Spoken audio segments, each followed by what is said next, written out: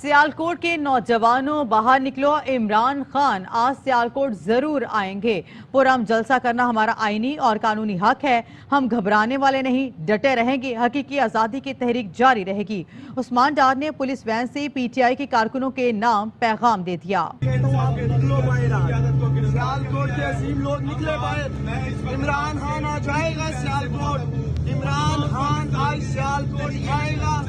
یہ لوگ ہمیں چلوں میں ڈال دیں، پرامن جلسہ کرنا ہمارا آئینی اور قانونی حق تھا۔ ایک دن پہلے انہوں نے کہا یہاں سے سب کچھ اٹھا دو، ہم نہیں گھبرانے والے، ڈٹے ہوئے ہیں، جیلوں میں ڈال دیں، حقیقی آزادی کی تحریک چل کے رہے گی۔ عمران خان زندہ باد، پاکستان پائندہ۔